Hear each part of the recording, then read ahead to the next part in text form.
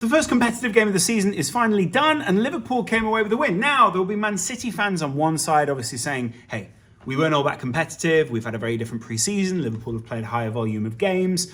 We've been playing around a little bit with the formation. We're not quite sure that everyone that we wanted to be in the team was fit at the time. And obviously, there were some kinks, should we say, to be worked out. But at the same time, Liverpool haven't exactly played their strongest team in pre-season up until this point. And there were a lot of very positive attributes that you see in Darwin Nunez's game, which were coming out. Of course, he will be one of the headlines because he's the young guy that scored, and Haaland obviously missed that big opportunity at the very end to make it 3-2 to Man City. But overall, I'd say Liverpool did have the better of the game. I do think that Liverpool dominated a lot of the key exchanges, and while City dominated the possession, Liverpool were quite happy to sit off them and basically let City think that there was some sort of threat in the game.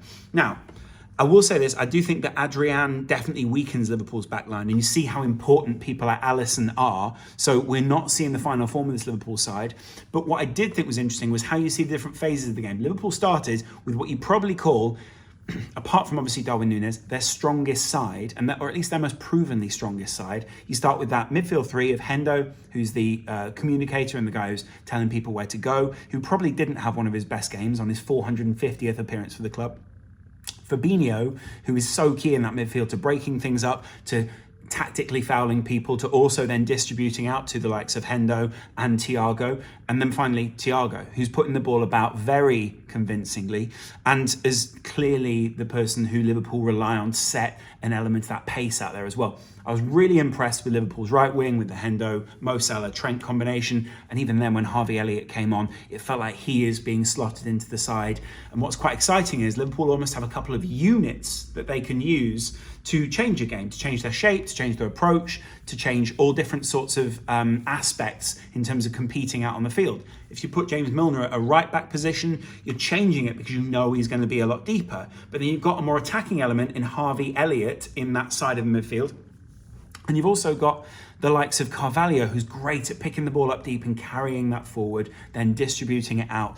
And that was what I enjoyed seeing late on. These young guys coming on and having a go, doing something that the Liverpool side before weren't really doing.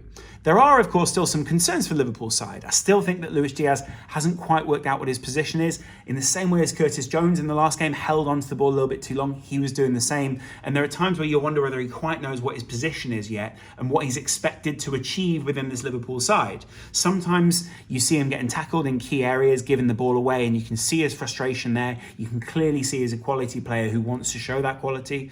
And then at the same time, I also think that Hendo on that side of the midfield is fantastic, but there are times where he's looking for a pass and actually it needs to go out to Trent or it needs to go out to Salah, and it doesn't need to be so complex. Liverpool were definitely the more well-bonded of the two sides as well. Definitely the more, how can I put it?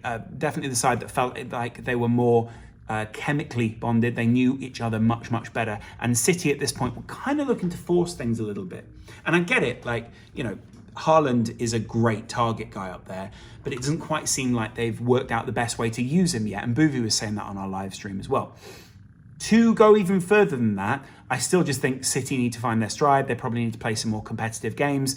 And I also wonder whether, with losing a couple of the guys like your Zinchenko's, your Sterlings, and, you know, looking into midfield with your Fernandinho's, whether there is a bit of a culture change at the club in terms of approach and those kind of things that Pep is managing.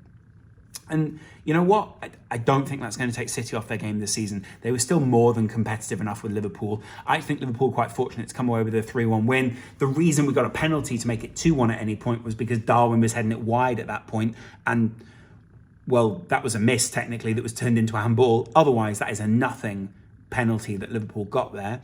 And I get it, like, handball should always be a penalty, but really?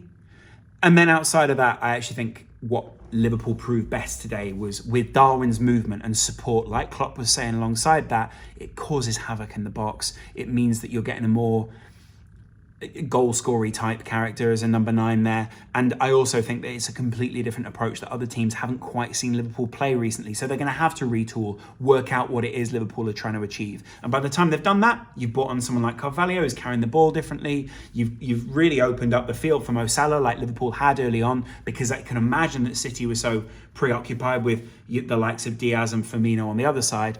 And then that's the other aspect is you've got people like Firmino, you'll have someone like Jota, I think he's out for a little while, but we'll see. And obviously you've also got other people like Alisson coming back who add other elements into the side, allow you elements of rotation, but also allow you a lot more kind of solid, we know what we're getting here at this point, kind of attributes to the side.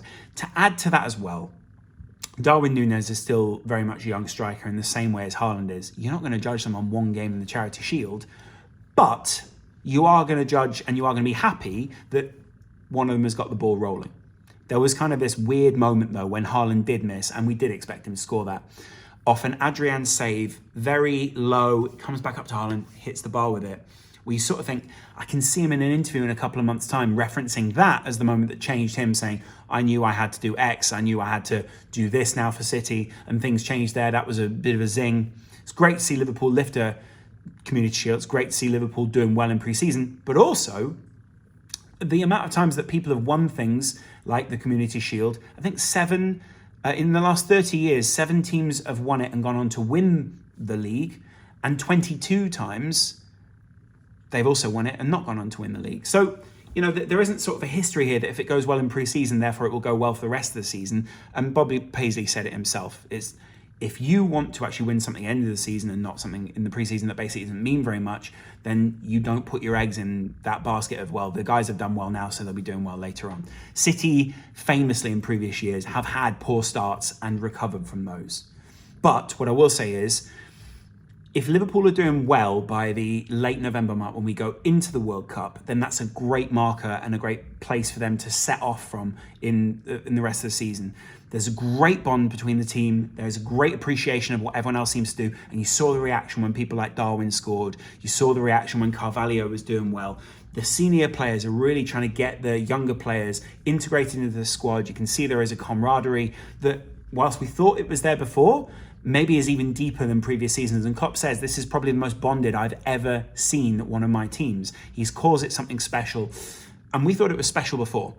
So maybe while Liverpool are bedding in the likes of Darwin and we see other players will see this globally, maybe Jude Bellingham's looking at that. Maybe another big name is looking at that and going, I want to be part of that. I see I've got a place in that midfield. I see that Thiago will be leaving. I see Henderson will be transitioning on. And I see that people like James Milner won't have 4, 5, 6 years left at the club. So while this team is in transition, it's great to see them so bonded. It's great to see that with an injection of just a couple of young personalities, they're going to be cycling up and working out, hey, this is what the dynamic is like now. Picking up good habits from the likes of Mo Salah, who, by the way, looks as if he's really just enjoying himself now. Towards the end of last season, he looked sick of things. He'd not got to the World Cup. He'd not won the African Cup of Nations. And I think a lot of people worried he was going to leave on a low at the club. Didn't happen. He re-signed, got the good contract, got a really good contract from Liverpool, and now he looks like that almost statesman-like figure that Liverpool have been looking for. To go alongside that, if you want someone who's going to take someone under your wing, make them one of the Golden Boot winners, 2 out of the last 3 seasons or whatever it is. Get him alongside the likes of Darwin, and get Darwin in a position where this was the first game we've seen him play for Liverpool where he didn't always look nervous when he was on the ball, where it didn't always look like he had something to prove, where it didn't always look like it was like, God, I've got the ball now, what do I have to do with it? We could see that there was movement around him. We could see there were other people trying to support him, and he looked confident. When he scored that goal, the top comes off, he's down in front of the Liverpool fans flexing. That's what you want to see, a young, confident striker out there with loads of players around him who love him. Virgil ran all the length of the pitch. Everyone wanted to be part of that celebration because they knew what it meant to Darwin.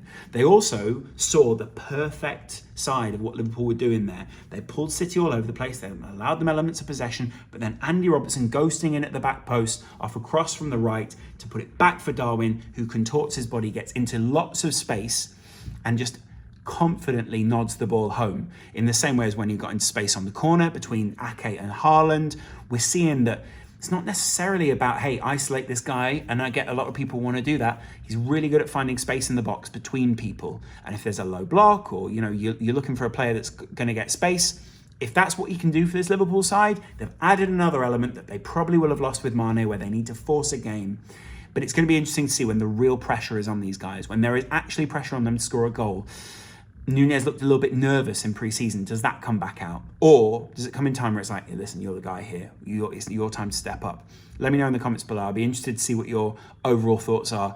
I don't think City came all that competitive. I don't think they came all that driven to win this game. And I do think Liverpool were given a bit of a gimme here. So I'm not going to say it's some sort of huge achievement, but you always want to get one mentally over on the opposition. You like seeing Klopp looking so happy. You like to see Liverpool fans sort of be able to get invested. And I think early on, silencing people who can put doubt in people's mind and go, he's next Timo Werner, he's next Andy Carroll, he's next X, Y, Z. You don't need that. And I think you can clearly see he's a young guy who's very invested in social media. We don't need it to be this big narrative of when's he going to score, what's he going to score. He didn't get the penalty from Mo Salah. He scored his own goal and his movement was clearly vastly improved. There will also be people who want to have a go at, Trent and Matip on the other side. But today, they kept Grealish relatively quiet, and he's had a fantastic pre-season. Mahrez was the most effective of all of the forward-thinking players for City, and actually I really thought Julian Alvarez, when he came on, was also really effective. He's clearly really sharp in the box. He looks really sharp in pre-season, and he looks like he's got something to prove. That is a goal snatcher that when City are, again, against a low block, then we're going to see him brought on. And I think, you can see Haaland and him trying to force something. That's what Liverpool and City have both bought in this offseason. Players who will help them change the shape and help them change the approach to the other side, with 5 subs coming up and the Premier League sort of changing their approach to different units coming onto the field. So it's going to be interesting to see. We can sort of see blueprints coming in there. We can see Liverpool's shape changing. We see a bit of City's shape changing. We're going to be interested to see how that evolves in the coming weeks. I wonder how much Pep wanted to show his hand in this game. I wonder if he didn't really care all that much. I wonder if he knows I can light a fire under these players. But it's going to be interesting to see if in a week's time, either team has changed things, whether there's an evolution in some way, whether Nunez starts in the new season, or whether Firmino is a more consistent starter. All these kind of questions on both sides shows that the Charity Shield, or the Community Shield in this sense, does not prove much, but it does give you a sense of momentum. And if you are going to treat it in the right way, it gives your club that, hey, we're rolling into the new season with something good here. I'm happy. Let me know in the comments below what your thoughts are, and I will see you guys in a little while. Much love. Bye.